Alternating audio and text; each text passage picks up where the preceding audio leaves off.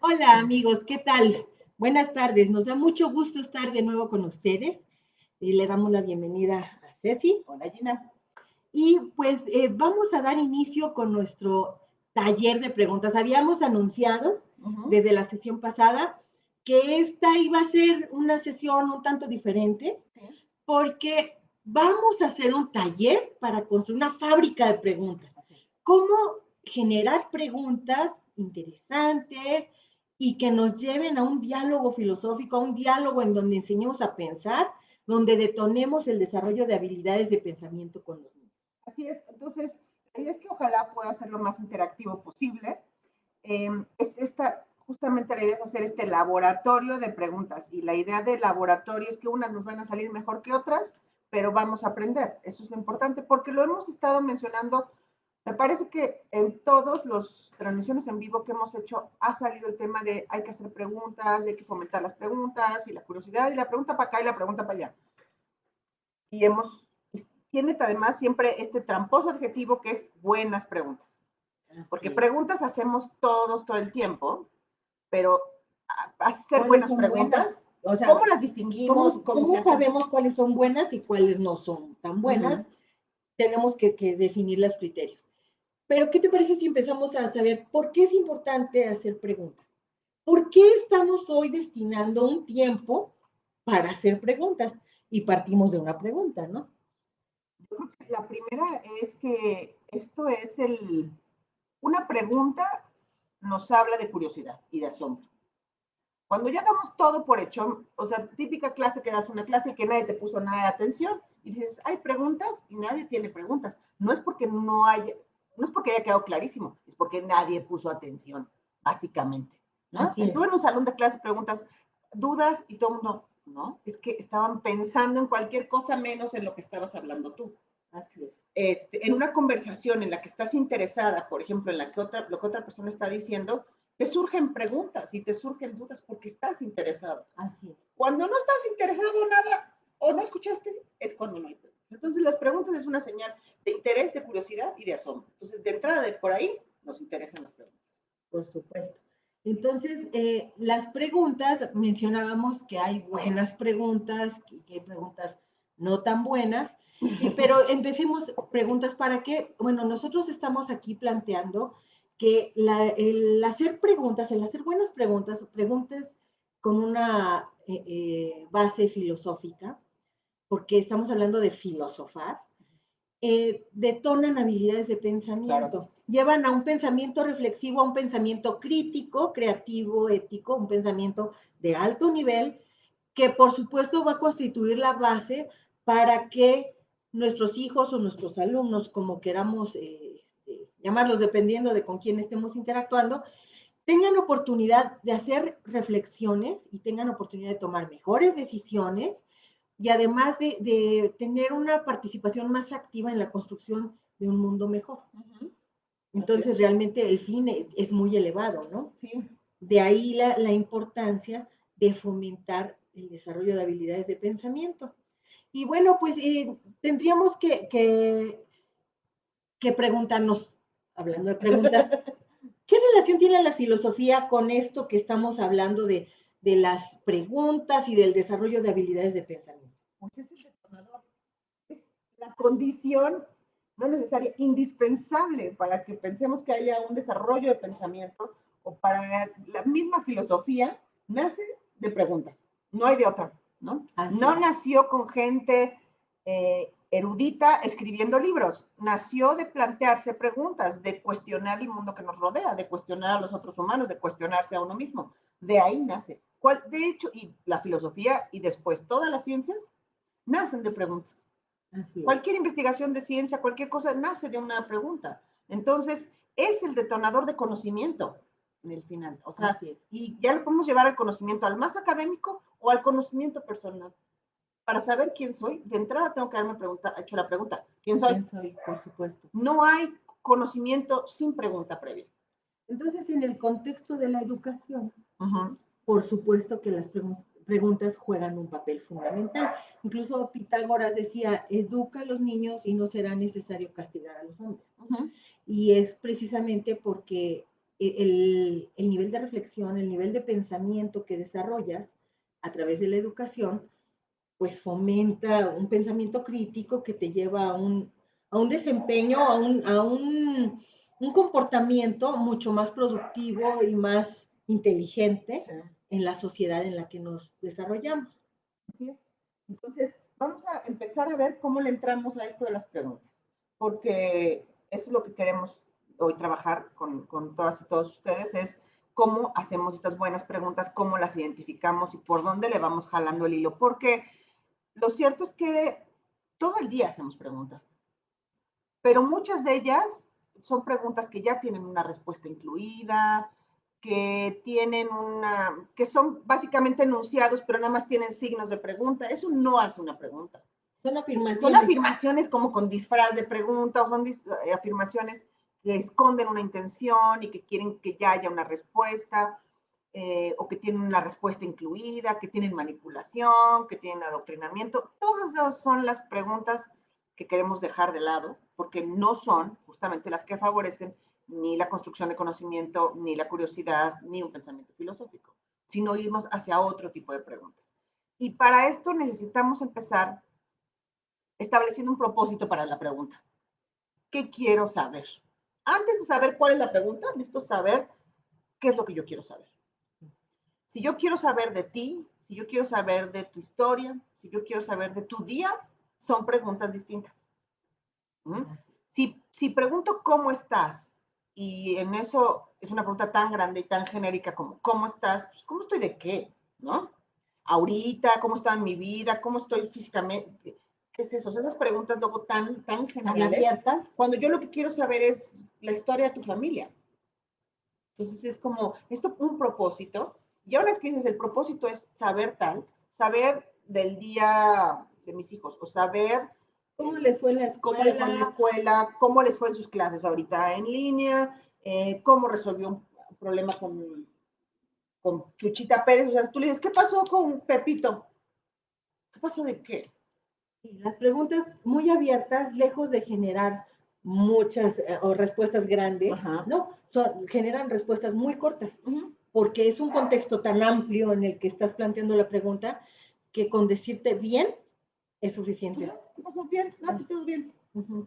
Es más, es una pregunta cerrada. Y las preguntas cerradas sirven para cosas muy puntuales en términos de crianza, pero para detonar diálogo no son muy útiles. No. Si yo le pregunto, ¿qué pasó? ¿Se resolvió el problema con Pepita?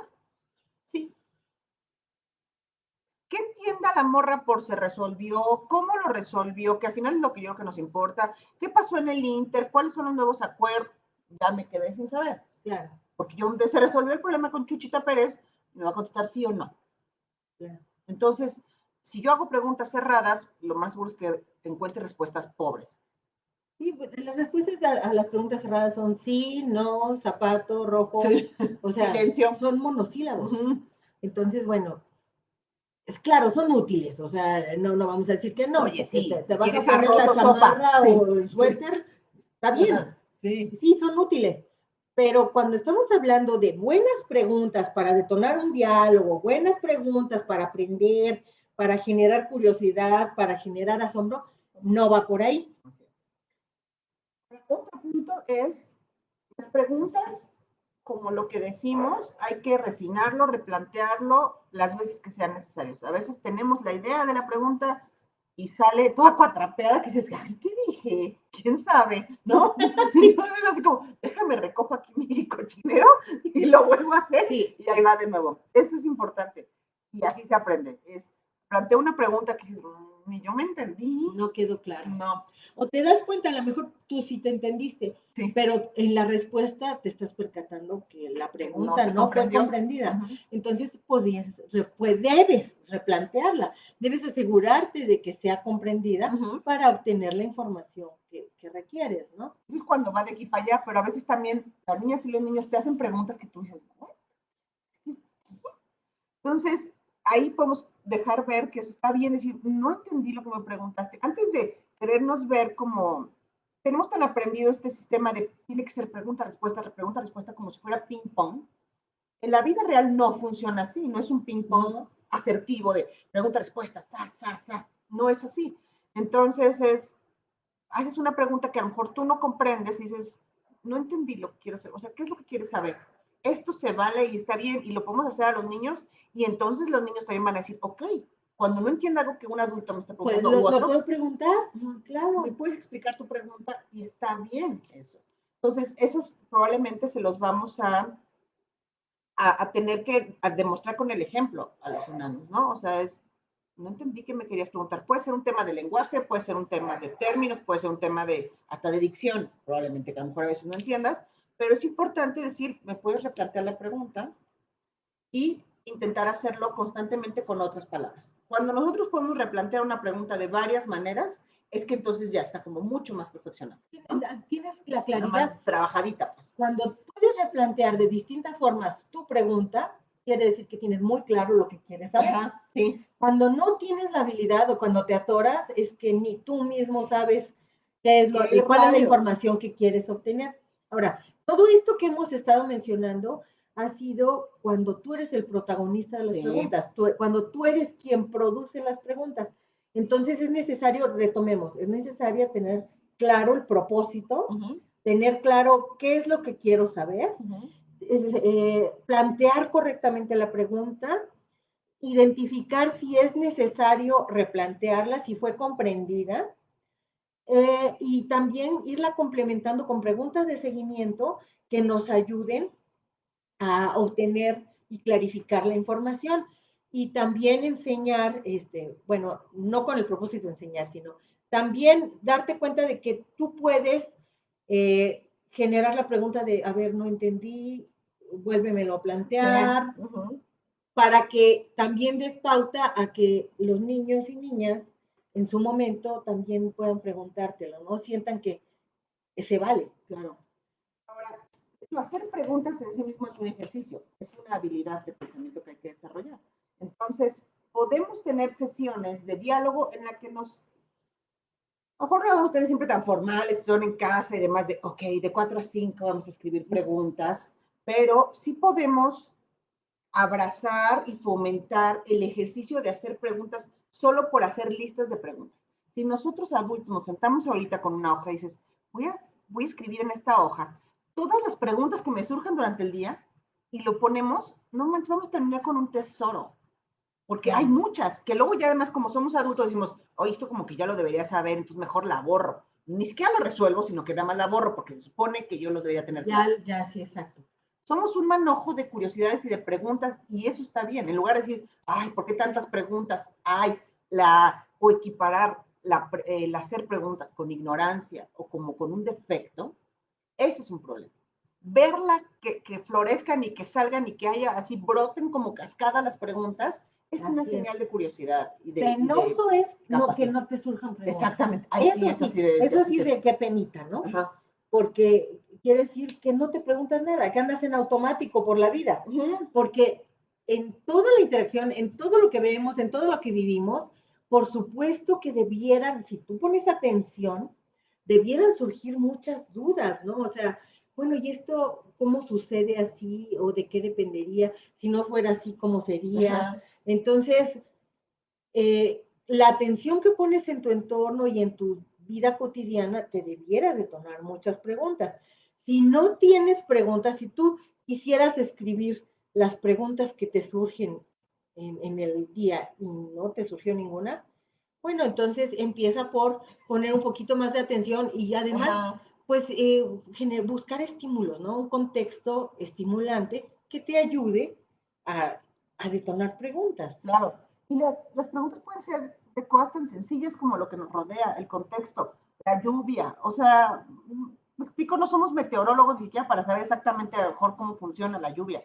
Y ya pasamos de ella como, ¿sí? Deja tú eso y luego los asuntos humanos, pues con muchísima más razón. Ya asumimos, ay, el puberto está callado, seguros porque está metido en sus cosas. Yo ya me respondí, ya me pregunté, me respondí y se acabó, ¿no? Y ahí lo dejé de morir. Entonces, todo esto frena, obstaculiza la producción de conocimiento y el desarrollo de habilidades. Ahora, cuando hagamos otro punto importante es elegir la palabra de pregunta. Aquí en palabra de pregunta, así literal como de mis de primaria, de las palabras de preguntas son qué, cómo, dónde, cuándo, para qué, Claro. por qué y demás. La favorita es por qué. Porque, claro. Cuando le pides a niñas o niños o jóvenes que hagan preguntas, dijo, Se van por la que fácil. 9 de cada 10 escriben por qué. Los tienes que obligar o forzar a que hagan preguntas con otras palabras. Y entonces el asunto se enriquece. Niñas y niños van a recurrir y les pongo mi mano derecha a hacer preguntas con por qué.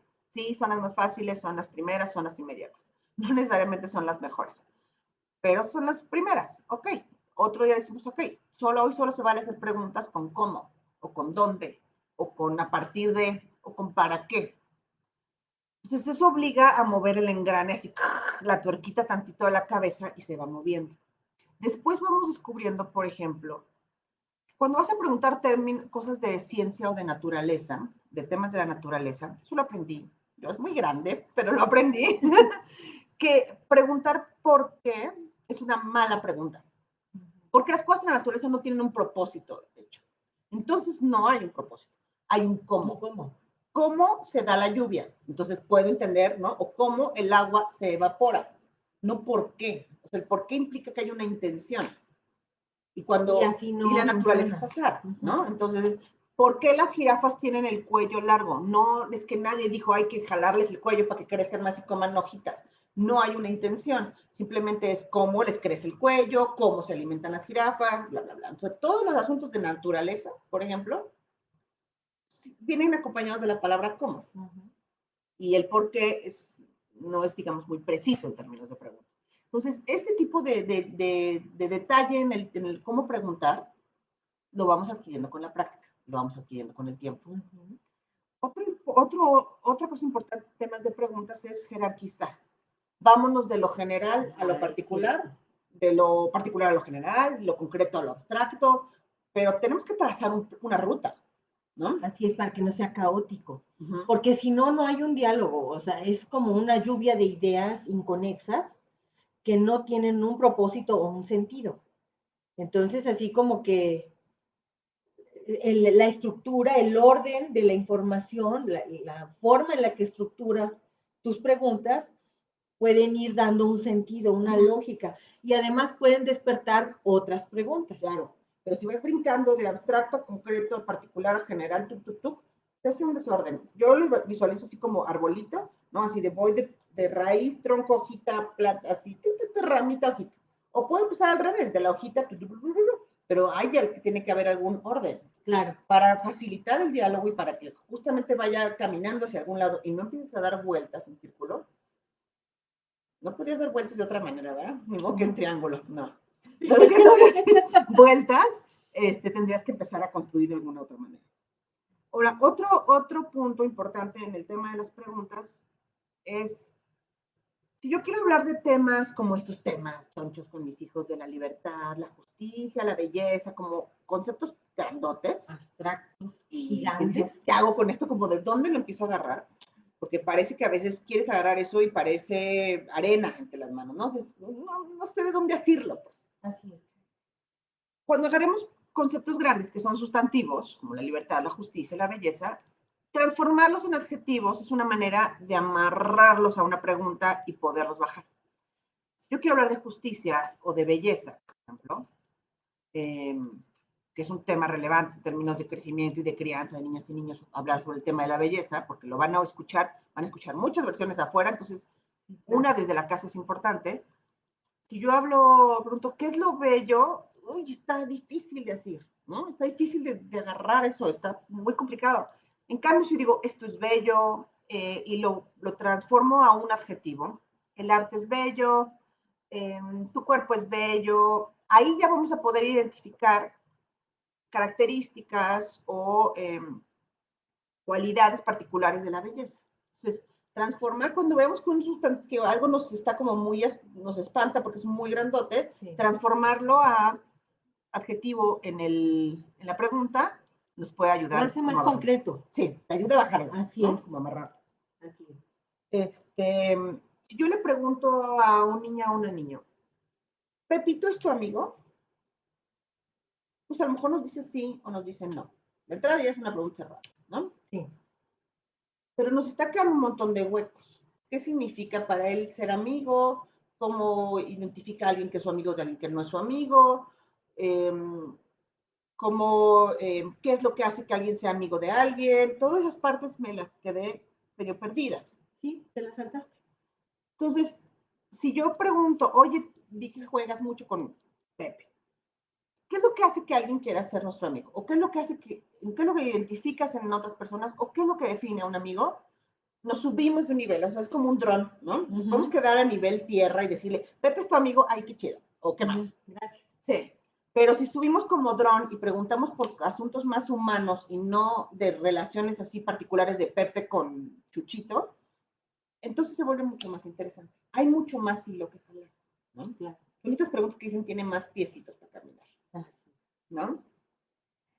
Lo que decíamos, Gina, de escuchar, ¿no? Si no estamos escuchando al otro.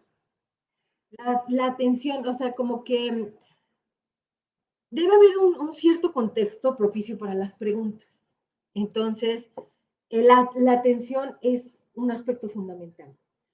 Cuando tú estás preguntando, tu atención debe estar puesta, por supuesto, al 100% y la de tu interlocutor también.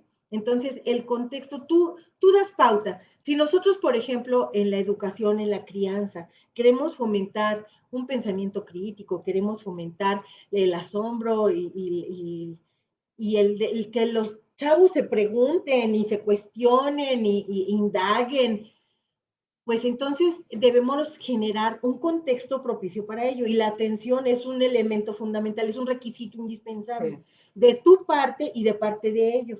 Por lo mismo que decías al principio, cuando hay atención, cuando yo presto atención absoluta en lo que tú me estás diciendo y viene de regreso también la atención, surgen preguntas. Cuando yo me desenfoco, cuando yo me distraigo, entonces ya no hay un diálogo, ya no hay interacción, se me fueron las ideas. Entonces, si tú me preguntas si yo tengo alguna duda, pues no, realmente no, pero no es porque no lo tenga, sino porque me perdí, corté el diálogo, la falta de atención cortó el diálogo y entonces ya no hubo continuidad, ya no hubo seguimiento a la idea. Mira, no tengo idea qué estabas diciendo. Así pues, es. ¿no?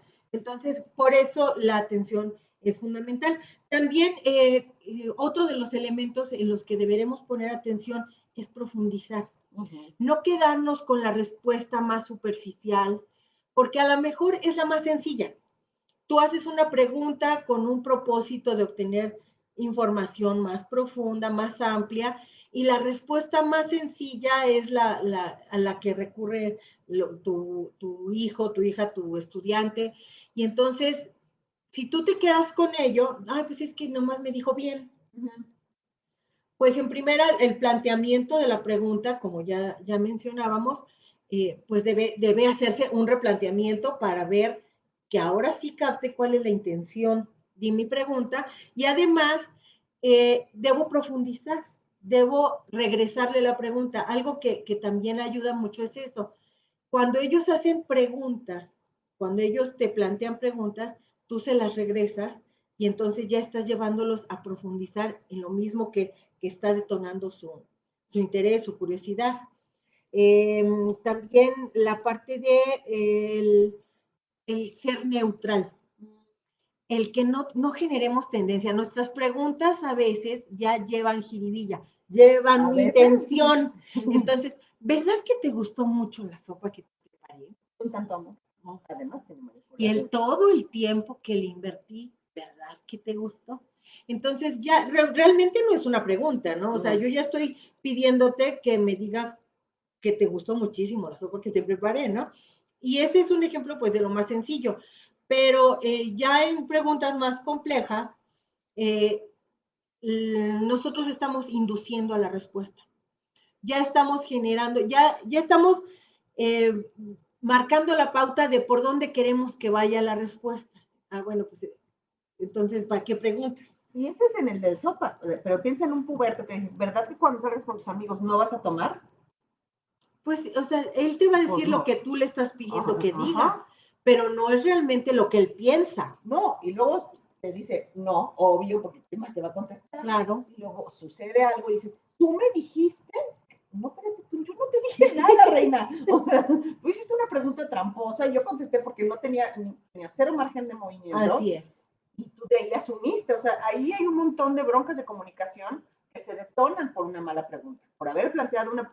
Como este concepto, como la crianza básicamente está entendida en un rango que va desde el acompañar, digamos, de la manera más light posible, hasta el dirigir o mandar, digamos, es como, ¿no? Toda la crianza se mueve en niveles, en esa escala, que van desde el acompañar hasta el dirigir. Pensamos que cada una de nuestras intervenciones con ellos tendría que tener una moraleja, una enseñanza o una cierta dirección. Y a veces no funciona así. Entonces, muchas veces en el asunto de las preguntas, si yo quiero acompañar a mi puberto a sus primeras salidas de fiestas, no acompañar físicamente, no, por favor, no les hagan eso, pero lo quiero acompañar en la imaginación de cómo va a ser, es qué va a pasar cuando estés en una fiesta, qué opciones tienes. De esa manera, lo estoy acompañando en términos de educación, de crianza. Pero de reflexión, sí. Porque si tú le dices, ¿verdad que no vas a tomar? ¿Dónde estuvo la reflexión? ¿En dónde estuvo su pensamiento? No, pues, la cuestión es generar su propia reflexión, su propio pensamiento, su propio criterio. Entonces, cuando le haces la pregunta correcta, a ver, ¿qué puede pasar si? Él te va a tener que contestar. Es su chamba, pero además esa es la chamba que iba a tener que hacer en la fiesta. Entonces, tiene la posibilidad de hacerla unas horas o días o tiempo antes e imaginarse escenarios. Entonces, le estás dando ese tiempo de ventaja. Sí, claro, no significa renunciar a términos de nuestra obligación de crianza, que es protegerlos y cuidarlos, pero es hacerlo de una manera más eficaz. Hacerlo con preguntas tramposas en las que, según yo ya tiene clarísimo todo en la vida, no, nada más te contestó lo que te tenía lo que querías escuchar. Sí. Porque tú misma le dijiste qué es lo que querías escuchar. Ahí estaba la respuesta. Entonces, no es una pregunta. O sea, no es una pregunta. Es un aleccionamiento y los aleccionamientos más chiquitos a lo mejor funcionan, más grandes empiezan a perder un chorro de poncho. Entonces, la verdad es que no pronostica muy bien. Hola Irma, también saludos para ti. Irma Cuellar. Saludos. ¿Qué tal, Irma? Y bueno, todo esto que hemos estado platicando ha sido como cuando nosotros queremos plantear las preguntas correctamente, obtener información, pero también es importante que esté en nuestra tarea como educadores o como madres y padres, el generar que ellos también se hagan sus preguntas, que ellos planteen sus preguntas, que ellos empiecen, porque es el punto de partida para la reflexión, para la construcción de su propio pensamiento. Entonces, también tenemos pues esa tarea. ¿Y cómo lo podemos lograr? Pues debemos también buscar contextos estimulantes, propicios para la pregunta. Las preguntas pueden venir de tantas cosas. Por ejemplo, hoy que estamos en cuarentena, pues no podemos salir a los museos. Cuando sí podemos salir, una película, una fotografía, un paisaje, una caricatura, o sea, tantas cosas pueden detonar preguntas, pero hoy que estamos aquí en casa, bueno, pues la verdad es que Internet nos ofrece tantas opciones y la cosa es buscar aquello que propicie la curiosidad y el asombro de los niños y niñas con el propósito de que empiecen a plantear sus propias preguntas. Porque lo que nosotros queremos es que desarrollen sus habilidades de pensamiento y esto va a ser a través de un planteamiento de preguntas que ellos quieran saber, que quieran indagar, que tengan curiosidad, ¿no? Y ahí sí a fuerzas. Hola Brenda, está saludando Brenda Méndez. Hola, Brenda. Y ahí sí a fuerza hay que meter cosas diferentes. Si siempre entramos por el mismo pasillo, subimos las mismas escaleras, tomamos el mismo té limón de la misma marca, con una quesadilla con el mismo queso, eventualmente ya no vamos a tener mucha curiosidad que nos detone. No. Tenemos que meterle ese twist de estímulos distintos para como que refrescar el asunto, ¿no? O sea, es cuando tenemos la oportunidad de comer una comida distinta a la que comemos regularmente o un condimento distinto o con especies distintas. Vemos una película de un género distinto al que vemos regularmente, es cuando se detonan las preguntas. Si caminamos el mismo camino mental, físico, de alimentación, de rutinas todos los días, pues acotamos, sí, acotamos, se o pone sea, bien difícil. ¿de dónde viene algo que me cause interés si ya todo lo tengo bien visto? ¿No? Entonces, aquí sí es necesario meter perspectivas distintas, que ahorita yo creo que sería bien pertinente contar lo que propone Nomen. Jordi Nomen, Jordi Nomen es una persona pues muy preparada que publicó un libro que se llama El Niño Filósofo, que nosotros les recomendamos ampliamente. Y él, con el propósito de ofrecer un ejemplo de cómo explorar, cómo se construye la verdad, eh, replantea el cuento de la caperucita, pero ahora contado por el lobo. Entonces, cuando tú conoces la perspectiva que tenía el lobo, ya no como victimario, sino como víctima, es una manera diferente de pensarlo, ¿no? Ya ahí estamos saliéndonos de la rutina, de las ideas preconcebidas. Y entonces estamos explorando y nos da pauta para saber, bueno, cómo se construye la verdad. ¿Qué debiéramos tomar en cuenta para saber que algo es verdadero o no es verdadero? ¿De qué depende que algo sea verdadero o no? Entonces, como que nos saca de la caja. Y bueno, o sea, Jordi Nomen nos plantea aquí en su libro 12 preguntas así grandes, chonchas, como tú dices, pero bien interesantes, bien profundas, vistas desde filósofos muy reconocidos. Y son distintas maneras de ver las cosas, o sea, él recurre a los grandes filósofos, pero tú puedes recurrir a un cuento, como él lo hizo, o a una fotografía, o a una película, o a un museo, o a una pintura. O sea, hay tantos estímulos que pueden detonar la curiosidad Claro. y el por qué y el cómo y cómo sería, que realmente pues nos llevan a usar el cerebro, ¿no? A ponerlo en práctica. Yo creo que aquí es pertinente, ya lo dijiste hace rato, Gina, pero creo que es importante hacer hincapié que justamente sí es importante que nosotras y nosotros aprendamos a hacer mejores preguntas, pero tampoco volvernos las señoras hacedoras de preguntas todo el tiempo y los chamacos otra vez se replica como la dinámica de adulto que hace preguntas, niño que da respuestas. Así es. Eso tampoco es lo que queremos, o sea, es justamente un diálogo en el que ambos interlocutores constantemente hagan preguntas, no es vamos a hacernos unas súper expertas en preguntas y los otros vuelven a ser este sujeto que solo contesta o que intenta contestar. Además también es cansado, ¿no? O sea, A todos. si, por ejemplo, tú sabes, no, es que me dijeron que hacer preguntas era lo máximo para desarrollar el pensamiento de los hijos. Y todo el día me la paso haciendo preguntas, entonces, o sea, es cansado. Hay que propiciar que ellos hagan preguntas y hay que, y no satures. Y yo creo que algo que habíamos mencionado y que yo creo que debemos recalcar es, tú no tienes que tener todas las respuestas, porque cuando los niños son quienes te plantean las preguntas, tú no tienes que tener todas las respuestas. Lo que es cierto es que sería muy saludable que les regreses la pregunta, ¿tú por qué crees que sea así? ¿O tú cómo crees que sea? Para que ellos empiecen a reflexionar. Pero si no tenemos la respuesta, la podemos indagar, podemos buscar, oye, qué buena pregunta, ¿por qué no buscamos?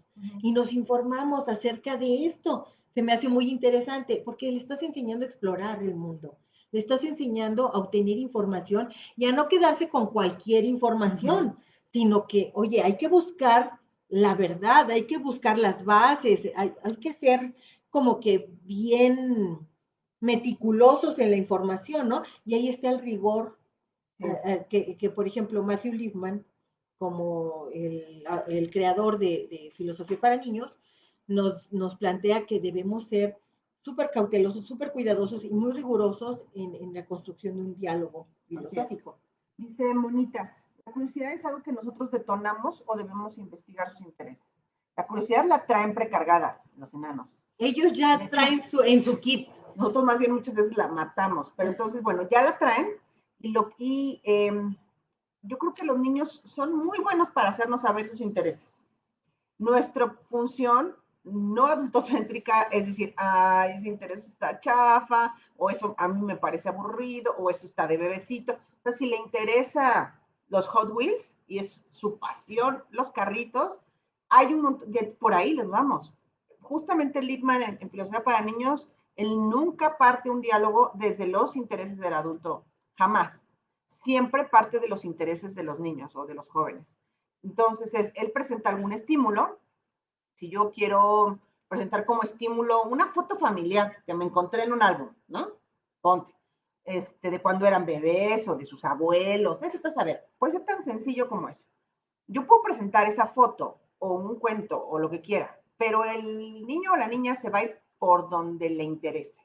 Puede irse por la ropa que traían puestos, por los juguetes que había alrededor, por las caras, los gestos que tenía la gente en la foto, por el lugar en el que tomó, en qué fecha fue, por qué había un árbol de Navidad, por qué estaban sentados de X o Y manera, qué habrían comido antes. Eso no lo sabemos. ¿Cómo era la vida en esos tiempos? Exactamente. Ya existía, no sé qué. Esa es la pauta que ellos marcan. Y por ahí nos vamos. Tú querías hablar del vestido que traía la tía Lupita, que está fantástico, horrendo. Pero a los niños les interesó los zapatos que traían. Pues nos vamos por los zapatos. Porque si no, lo que se va interpretando es que lo que a ellos les interesa no es tan importante.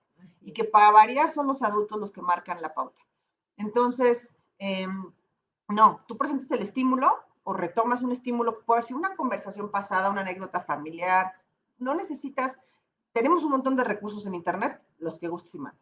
Pero si vas manejando, que dices, ok, no voy a googlear y Guggenheim ahorita aquí en el coche, pero un recuerdo, un espectacular, una fila. El parque por el que pasaste, o sea. Cualquier cosa, ¿no? Que si hay tráfico o no hay tráfico, lo que sea, te funciona. Entonces tú pones el estímulo, pero la ruta la determinan ellos y ellas. Y la curiosidad, esa es cuando son chiquitos, la tienen. Cuando son grandes y se empiezan a ser adolescentes, ahí parece que algo pasa, así que se los succionan. Bueno, es que nosotros en eso sí tenemos una gran responsabilidad, sí, ¿no? Sí. Los niños, cuando son pequeñitos, nos preguntan todo el tiempo por qué y para qué y de qué funciona. Y cómo. Y entonces a veces tanta pregunta te atosiga y dices, ay, niño, ya deja de preguntar. Pero eso, lejos de ser bueno y de aliviarte, te debe dar tristeza hacer eso, porque ellos ya traen su carga de curiosidad y nosotros lo que debemos hacer es explotarla. No siempre eres tú quien elige el estímulo, a lo mejor son ellos. Claro. Ellos se interesan, oye mamá, ¿y esa flor por qué es naranja? ¿Por qué esa flor es naranja y la otra es rosa? ¿No? ¿Qué es lo que hace? O sea, la curiosidad viene de ellos. Entonces, nosotros debemos alimentarla y usarla como base para empezar a trabajar en la indagación, en el pensamiento, en profundizar, en el conocimiento, en generar conocimiento. Y si es cierto lo que tú decías, conforme van creciendo, eso se va apagando. Y luego ya, cuando son adolescentes, muchas veces, no voy a generalizar, pero muchas veces ya son monosílabos. ¿Cómo te fue? Bien.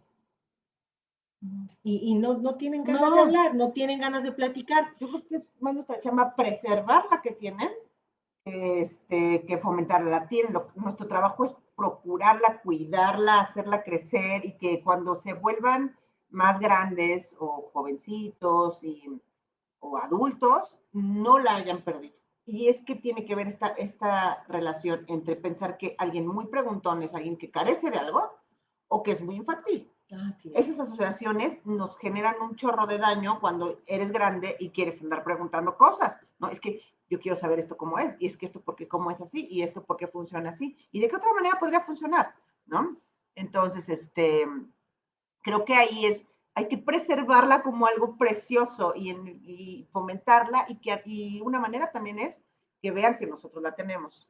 Y fomentarla quiere decir también estar bien conscientes de romper rutinas, de visitar lugares que no hemos visitado, de hacer actividades que no hemos realizado, de revisar libros que nunca hemos revisado, o sea, abrir la mente, abrir el contexto, porque mientras más amplio sea, más dudas tengo y es mucho mejor. Y no se requiere dinero para eso, ¿eh? O sea, es abrir los recursos de la cabeza, no requieres ni viajar ni nada. En el caso de tener internet, fantástico, y si no, es rascando la propia cabeza con lo que tenemos a la mano, todos esos son posibles detonadores. Dice él sí, hola, ojalá que algunas maestras y madres de familia lo entiendan la importancia que tienen los intereses de los chicos. Es básico, es fundamental, porque si nosotros queremos utilizar como punto de partida nuestros propios intereses, pues, o sea, ojalá coincidan con los de los chicos, ¿no? Pero si no coinciden, pues la verdad es que ahí perdemos la oportunidad de la atención. Ajá. Decíamos que la atención es fundamental para construir un diálogo y para construir habilidades de pensamiento. Pero si no hay interés, pues no hay atención y entonces ahí se rompe. Claro. Es súper importante estar atentos a lo que les llama la atención, a lo que les interesa, porque es un buen camino para empezar, ¿no?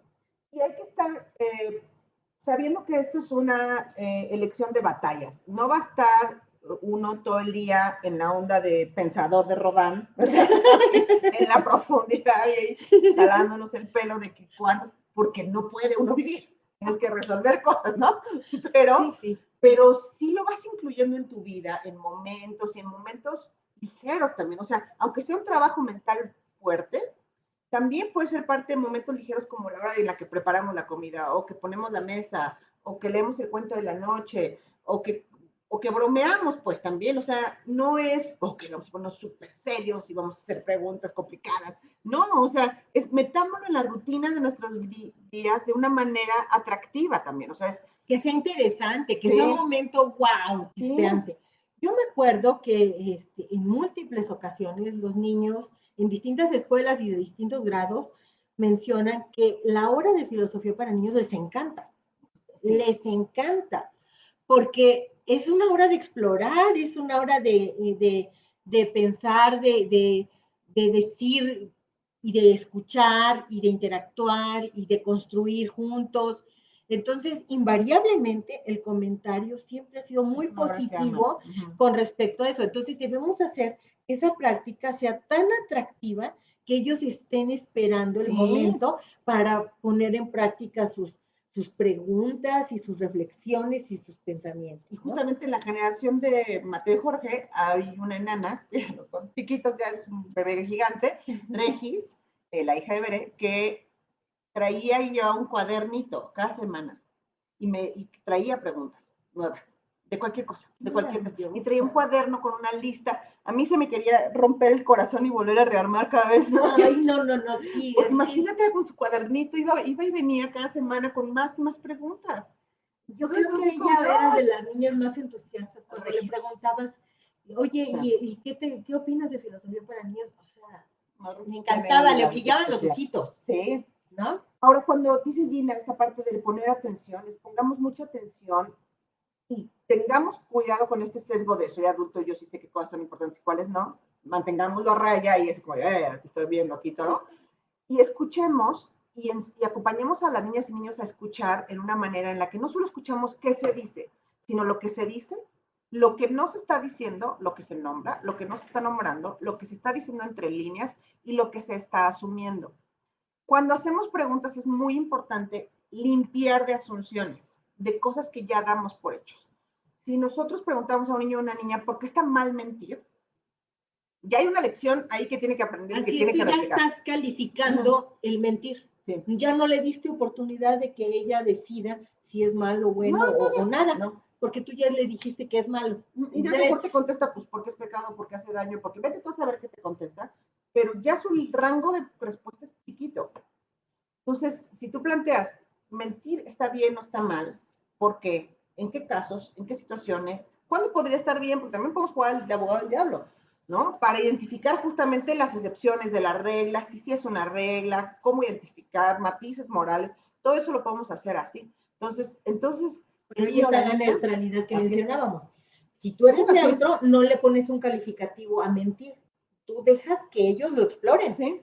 Que ellos piensen, reflexionen, se den sus argumentos, sus contraargumentos, pero no les pusiste tú ya un juicio predeterminado que sesga por dónde deben irse, ¿no? Y aquí muchas veces a mamás y papás les entra un nerviosito de decir, los dejas creyendo cualquier cosa, o se van a ir creyendo cualquier atrocidad. Ay, por ¿no? supuesto que no. no subestimen a los niños y a las niñas. Los niños y las niñas saben autorregular. Y si lo que nosotros, si nada más preguntas, oye, ¿está bien o mal mentir? Y te vas, pues sí, quién sabe qué crea y qué pase con eso. Pero si tú acompañas ese diálogo y dices, a ver, dame ejemplos, cuándo sí, cuándo no, qué consecuencias tiene una, qué consecuencias tiene otro, cómo podríamos aquí, cuál sería la regla. Si tú vas armando junto con ellos ese argumento, si quisiera decir el morro, siempre es fantástico mentir, siempre y en toda situación, hay un punto en el que bajo las preguntas que tú le vas a hacer no va a poder sostener ese argumento y va a tener que corregirse. Y entonces va a tener que plantear algo distinto, pero necesita el acompañamiento de preguntas. Así es, ¿no? Pero de preguntas, no que tú les digas, no, ¿cómo No, crees niño que va a estar loco, bien? sí, estás bien menso. Bueno, pues yo tenía eso, y qué cosas no hacer. No preguntas que sean retóricas, que ya no tengan una respuesta incluida, que ya lo dijimos, preguntas que sumen una respuesta, que tengan falsos dilemas de, es que quieres más a tu papá o a mí. Estas preguntas son horribles, pregunta, o sea, las preguntas que hacen entrar en conflicto a la gente, sí. ay, oye, mejor cállate. Tortura, ¿eh? No, sí, qué horrible. Hola, Adri, buenas tardes. Sí, o sea, preguntas que los van a angustiar o que los van a poner en conflicto, o quién es tu mejor amigo, este o este. Ni siquiera tienen probablemente el concepto de mejor amigo, nosotros ya lo pusimos en un conflicto ahí espantoso. Ajá. No. Entonces, todas las cosas no, y lo demás es, tengámonos paciencia todos, o sea, vamos construyendo con el tiempo, vamos aprendiendo a hacerlas. Vamos a ir mejorando conforme pongamos en práctica nuestra habilidad para hacer preguntas, pues se va a ir desarrollando y cada vez vamos a ser más fantásticos haciendo preguntas y generando un contexto propicio para el pensamiento. Tengámonos paciencia, pero tomemos en cuenta estos criterios que pueden ser una muy buena base. Claro, y esto es una habilidad que yo creo que funciona para cualquier relación humana, más grande. Luego le dices al niño, es que ¿por qué no recogiste tu cuarto? ¿En serio quieres saber por qué? O lo que querías decirle era, recoge tu cuarto. Así o sea, es. No hagamos preguntas cuando ni siquiera lo son. O sea, lo que no viene ni al caso. Recoge, no es ¿por qué no recogiste? Así es. ¿Eso qué onda? La mosca no. Bueno, pues, si no tienes otro punto, pues nos dio muchísimo gusto nuevamente estar con ustedes, tener oportunidad de hablar de este tema, hacer nuestro laboratorio de preguntas. Esperamos que sea de utilidad. Y bueno, pues muy próximamente haremos el anuncio de nuestro siguiente tema para la próxima semana. Bueno, Muchas gracias por acompañarnos.